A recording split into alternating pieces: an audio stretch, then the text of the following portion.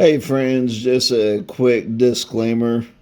Alright friends, so welcome back. As I mentioned recently, I was going to go ahead and do this for those of you who may not be as familiar with the Circle of Fifths and may not understand the whole concept of the order of sharps and flats.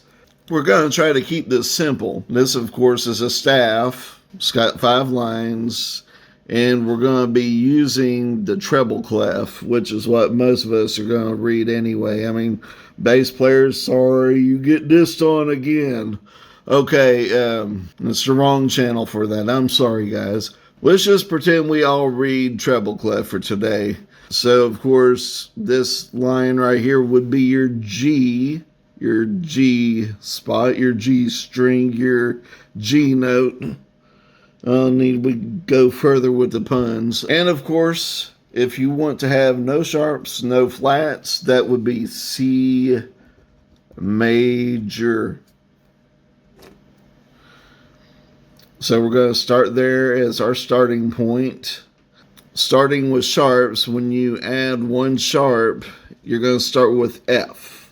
Your first sharp will be F sharp. And that just happens to be the leading tone of G major. So if you'll notice, C major and G major are a perfect fifth apart from each other. So there is a direct correlation going on here, as you will see, because C sharp is our second sharp. So do you want to take a guess as to what key that is? That is D major. And that's a perfect fifth. And guess what? The interval between F sharp and C sharp, that's also a perfect fifth. So first you're going to have your F. Second would be C sharp.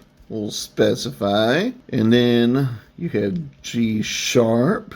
And then you have D sharp, A sharp, E sharp, and we come full circle at B sharp, which B sharp is the enharmonic equivalent of C, and that's the leading tone of C sharp major. But we can't say C natural and C sharp in the same key because that's, so to speak, improper grammar, improper music theory grammar, if you will. So the interval between all of these, it's all going to be a perfect fifth.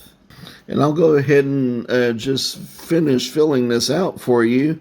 Just forget, I got ahead of myself there. That's, of course, A major. That G sharp is the leading tone of A major. And that's, of course, the leading tone. D sharp is the leading tone of E major. So you see how these sharps, they all affect the leading tone going up.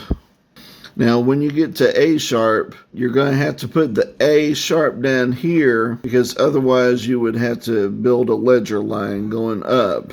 And of course, you're going to structure it different depending on what clef you're using. But as a general rule, you want on your key signatures, all your sharps to fall into the natural staff lines as shown here. That, of course, is B major. And of course, E sharp is going to be F natural, or the equivalent of F natural. But again, you can't say F natural and F sharp in the same key. So this is F sharp major. And the leading tone of F sharp major is E sharp. It's not F natural, it's E sharp. There's a difference. And again, so we don't have to build a ledger line way up here, we're going to put B down here on this middle line. And that, as we said earlier, is C sharp major. And you can check all throughout all this. Your intervals are all perfect fifths apart. And that is the reason why it's called the Circle of Fifths. Because it all has to do with intervals of perfect fifths from start to finish. It's never going to change. I assure you of it. So, Well, at least ways now you can see it all in its beautiful glory. So we'll try to be better at space management for down here, but now we're going to look at the flats. Your first flat will be B flat. And what's a perfect fifth down from C major? And guess what? Doing it all this way, it's going to keep your scale formula perfectly consistent. Going down, you maintain your minor second interval between the leading tone and the tonic, and the flat keeps you from having a tritone in the fourth. So there you go. Your second one, your second flat would be E flat, and this is of course going to be B flat major, and the interval between these two is a perfect fifth. Yep. And I know what the perfect fifth would be for most of you on payday, and that would be a perfect fifth of Jack. And this is something that I'm going to show you as well, just because it's so amazing. Alright, so we've already discussed this is going to be perfect intervals all the way across. Perfect fifths, perfect fifths. I want to see if you can spot out a reverse correlation here. It would probably help if you could see. I hope you could see all of it. So here's something to consider.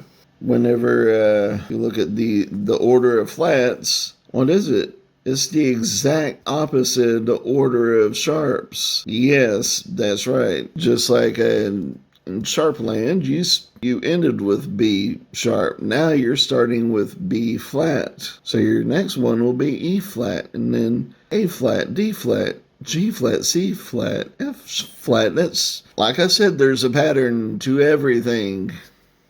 And this is, of course, the key for E flat major, and that's A flat major. That looks so lovely. It's D flat major. D flat major, and that's coincidentally the same thing as this key right here. Just like this, it's the same as this. So you're going to have another enharmonic equivalent right here.